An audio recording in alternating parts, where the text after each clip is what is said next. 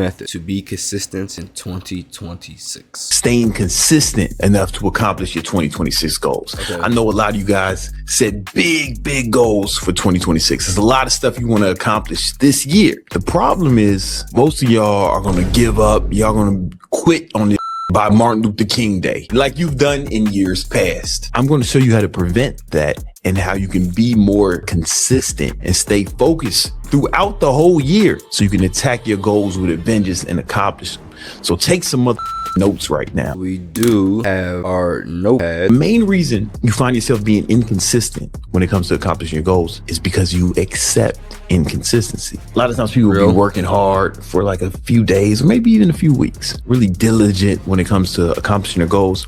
And then they'll be like, oh man, I can take a day off. Man, one day won't hurt. You say shit like that. That's why you're inconsistent, because you accept inconsistency sometimes. Because once you do it once, it's easy to do that next time you feel like taking it easy or taking a day off. You've made inconsistency acceptable, and it'll be easier for you to behave under those circumstances next time you encounter them. Let's use fitness, for example. Let's say you're supposed to work out today. You're like, man, I worked out mad days in a row. I can take 1 day off. 1 day off won't kill me. And let's say you do something fun instead. Play video games or start gooning or you know, if you have a pet or a dog, you want a dog to keep doing something.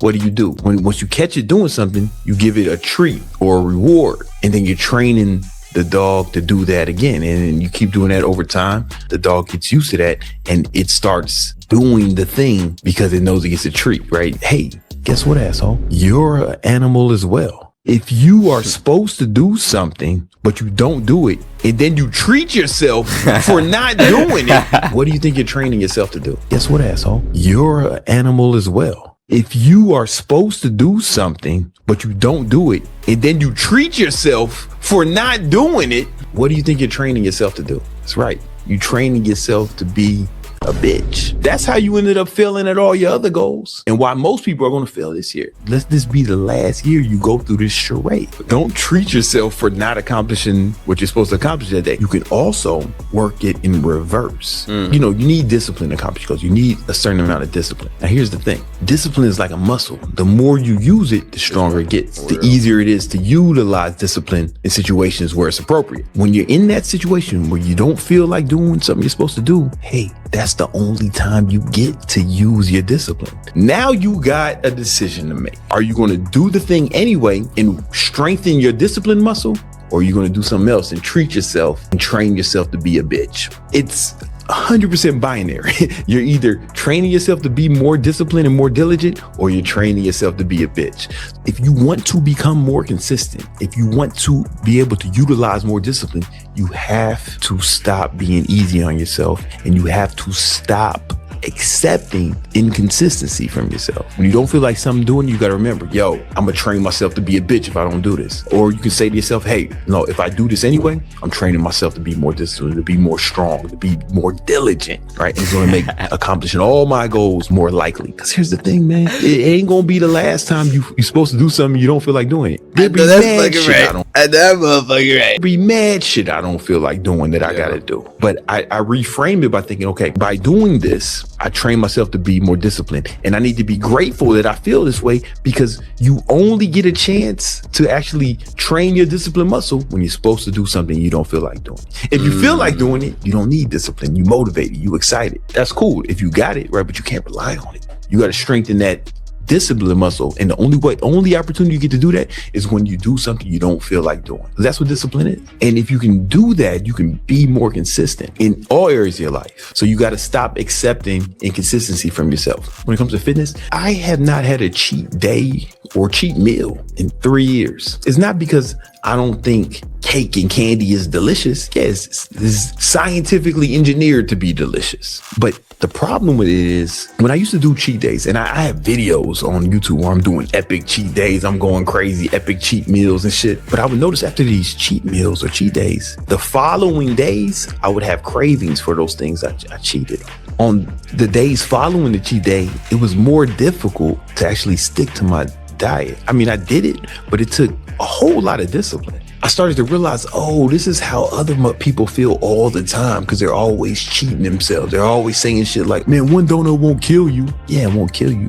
but it doesn't make accomplishing your goals easier. In fact, it makes it significantly more difficult because you induce the cravings when you expose yourself to these things. So if I was to eat some fucking cake this afternoon like a child, it's delicious. Yeah, I'm not disputing that. But the following days I would have cravings for those things, because like those kind of foods, they spike dopamine and they're addictive. I need to utilize more discipline to stick to my diet the following days. And I noticed that once I stopped doing cheat days, I acclimated to my diet more. I didn't really have cravings. And now I'm at the point where I have no cravings. I can be around somebody eating anything and I have no cravings for it. Right? I'm at my son's birthday party, cutting up the cake that I bought, passing it out to the children and the fat parents, and people like, hey, you.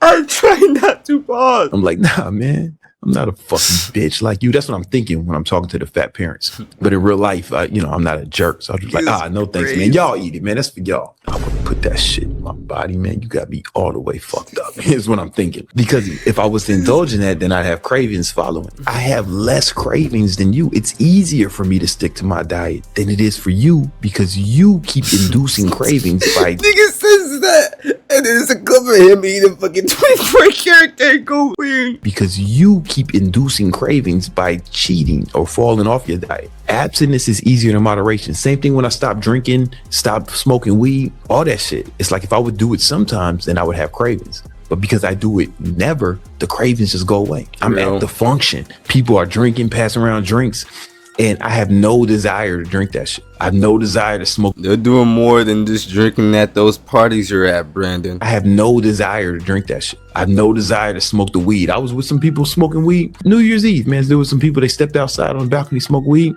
I had no desire, no desire.